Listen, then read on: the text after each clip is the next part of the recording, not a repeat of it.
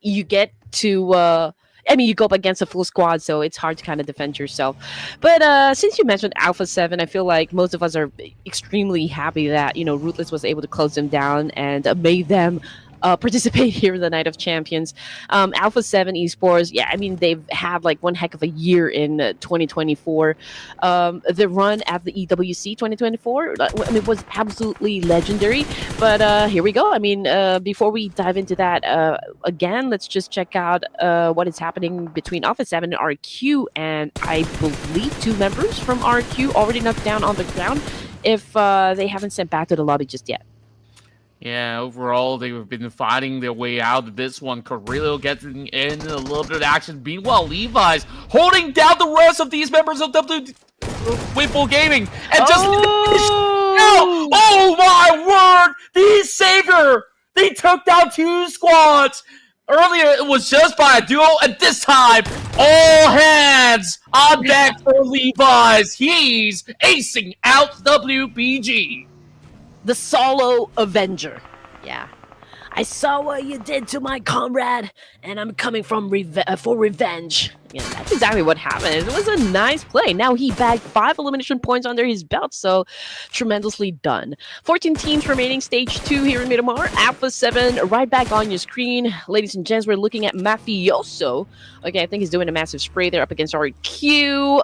Was he able to hit his target, though? I think he was able to cause enough damage. But let's see what RQ is going to do in this situation, because Horror Esports, Jiggle is also within proximity here. I think he's inside that compound.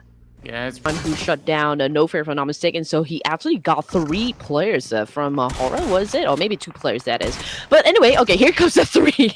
Okay, we're talking about just a 3rd Horror Esports member getting knocked down by Falak. So right now, Jiggle is the only surviving member for the Purple Heart. Let's see what's going to happen as Jiggle tries to play Ring Around the Rosie here up against Falak, and it was able to get him knocked down on the ground. But great follow-up, though, coming from IQQ. And that was the end of the line for Horror Esports, exiting the game with only 2 points. They do get a bird's eye vision over onto these rotating members, but not so far from the trades. While we still believe it's 1 versus 1, and here comes another! The Savior, they are just aiming to get rid of everybody else. Still, the member of JDG round up vicinity, and just like Alpha 7 just goes in for the clean sweep. No chance whatsoever, even Shrebs to be taken out eventually. So Onsens is now slowly chunked out by the zone, but another grenade does connect. Alpha 7, woo, 5 points just like that.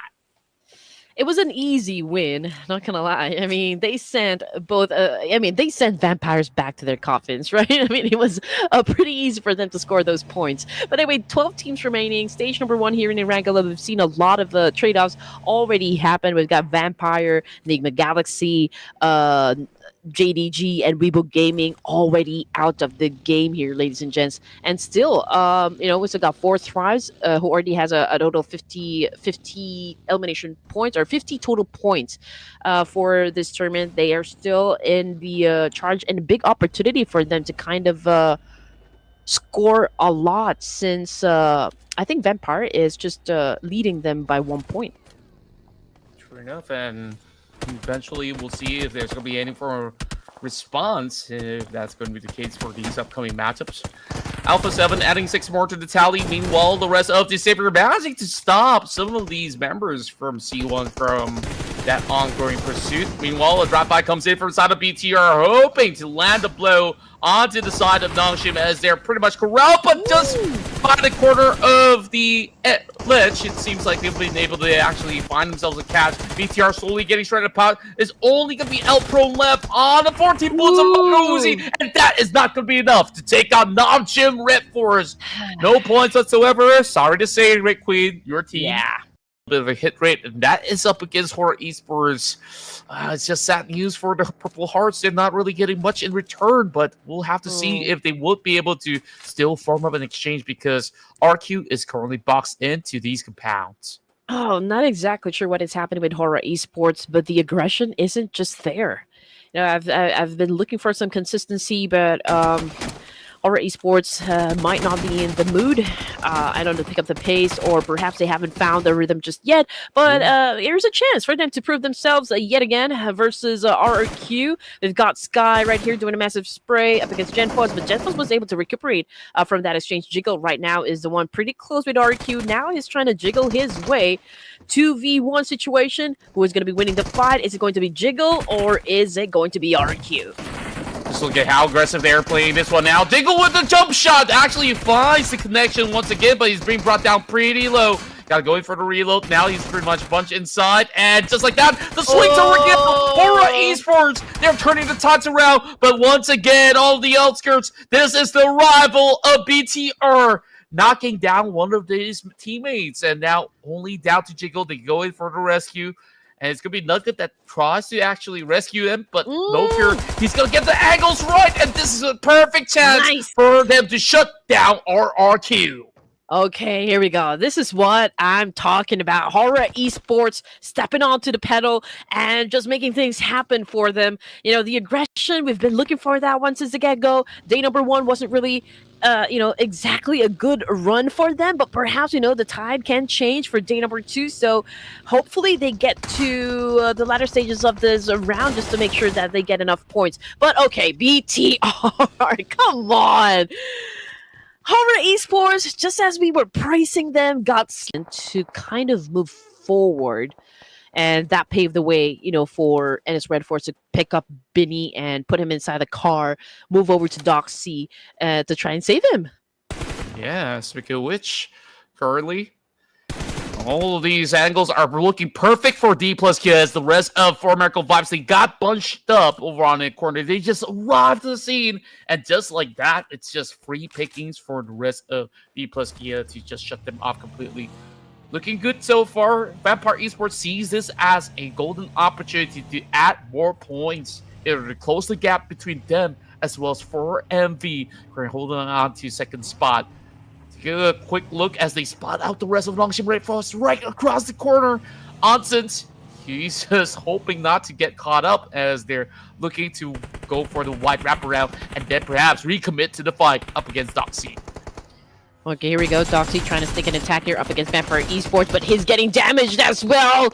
Oh man, from another angle, and it was Ventoras of Vampire Esports, and now they are waiving their 10 elimination points. Vampire Esports on a rampage here, but unfortunately though for Camel, aka Schweppes, he's already out of the game here, but he does have 1 point under his name, so it is still a-okay. Langsung Red Force easy on the screen right now. Last surviving member of the Korean team was able to shut down Tony K, so that is a revenge right there. But here comes Onsen now. Let's see if he can follow through. Here comes the exchange. Onsen with an S12K. Oh, completely missed that opportunity to take the opponent down. Or he comes seizing from the second floor down to the ground floor. But great anticipation from Vampire. And now NS Red Force out of the game. That's crazy. That's 12 points already for Vampire Esports. How many teams did they took on throughout the course of the run? You saw that battle was out Picaro, and now even infiltrating Langsung Red Force to just overwhelm them, shutting them off completely. 12 points added to the tally, and if they secure a chicken dinner, they can race up against the rest of Four Miracle Vibes, who's no longer in this match. Okay. It's quiet for now. It's pretty vanilla. Everyone is killing nothing but time at the moment. Squash boot actually pushed forward, but then again, D plus Kia found an opening and took down Mafioso from that spray, which is of course an effective attack coming from D plus Kia, and puts Alpha 7 in a world of trouble at the moment. It definitely is. D plus Kia, they're just hoping to actually hold firm onto that region. Also does actually get the cash onto Mafioso.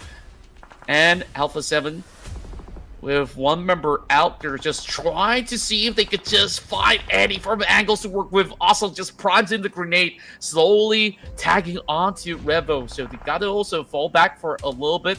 So this is where it gets really awkward, right? Where you have that other corner of the street, which is kind of unreachable. We will see the rest of BTR to be able to go in for that form of expansion.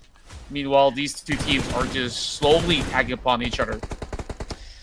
Honestly, BTR already has this one in the bag. All they need to do is just play their cards right and make a good, series of decisions here. Because I can see that Alpha 7 will definitely be, challenging up the boards of D plus Kia. For now, Osal is the one pretty close to Alpha 7, getting all the information the team needs.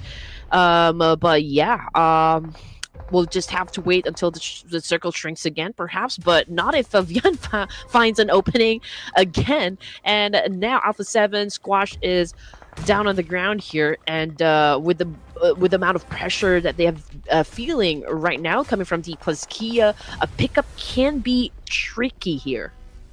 Very, very tricky, if you ask me.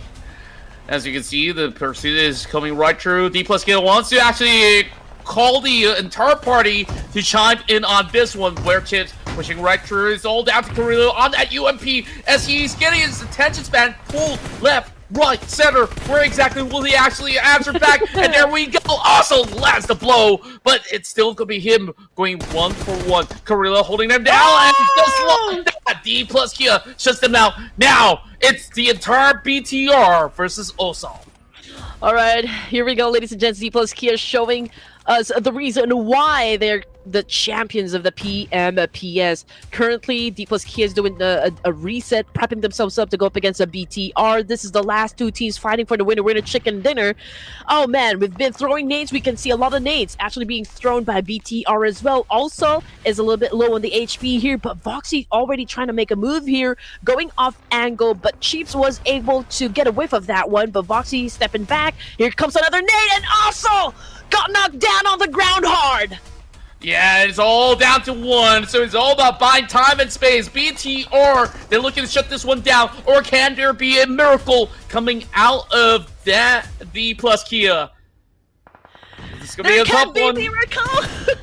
And speaking of which, two members of BTR is not with that grenade, the miracle like you called it. Oh man, my head is already aching. The miracle that we have been looking for just happened on the screen. So I guess if you believe it, it will definitely happen. But here comes the next stage. BTR trying to recuperate, trying to get a whiff of where Chips is exactly. But this is a one-man show right now coming from D plus Kia. It definitely is, but so far the fight is being very well managed. Foxy now brings in the remember down. So like you said, 1 versus 3. Can this be the turning point here being brought to light from Fabian on that low ground, just trying to cut through the streets? BTR trying to be a little bit more composed. Voxy now pushing right through. They should be able to sniff this one out just right behind the tree. Is he gonna be able to pull it out? Brody goes down. This could be it. A ring around the rosy, but BTR will have this one in the bag. JD stepping up and showing up for this Erangel match. Oh, that would be that's actually exciting. But anyway, ASI 8 right now puts down Ken of BTR on his knee. A great exchange. Unfortunately, though, for the side of Tiamba, we're looking at the sole surviving member. That's right, and now he's got to try to at least go in for a certain exchange as he is slowly trying to heal up. These mates coming in from the side of A1 Esports is not helping the situation for him to stay afloat. As you can see, he's getting clipped once more, trying to turn his back once again just to see if he could find certain angles inside the smoke, buying time, but there's no time on his side. That's sayonara, my friend. 4 points on the table for A1. Hitman, well, Rogue Warriors, they have to cut that one loss. I mean, that's the way a hunter works, right? I mean, you just have to take advantage of that, catching your opponent off guard. BDR, Johnny, right now, doing a massive spray up against... Okay, so these are the boards of A1. Hitman down on the ground, and now he becomes a memory because he's back in the lobby here. Got sent by Johnny of Bigatron. But BTR is not out of the woods just yet because this is the last player remaining for the side of BTR. They did dance it off, but at the end, it was Death Storm who emerged victorious from that clash. Yeah, still a lot of all these trades coming on the kill side. ASI 8 will actually get the better traits as we see he beat that further commitment on the other side of the corner. LGD is just trying to this fight on the close quarter, and it is like the rest of ASI has got them pretty much rounded up right behind the tree. Casanova with 1 HP left. This has been the closest fight thus far, but it goes all the way down to this 1v1. Can Apple pull the trigger? Casanova recharges, and now he tries to recommit. Casanova wins the trade, and that is a total of 6 points gathered so far by ASIA. Catastrophic for the side of LGD, but of course a great timing for the side of the opposition. But it was it's gonna be hard though because they're down to their last member. For Miracle Vibes, however, getting picked off one by one by RRQ. Now we're looking at Joel as the last member here playing for Miracle Vibes. So going up against a full squad or maybe even two can be difficult to pull off. So RQ will definitely be taking advantage of this one, seizing this opportunity. Now here comes the attack though, but he's very low in HP, so Joel definitely will have this one in the bag.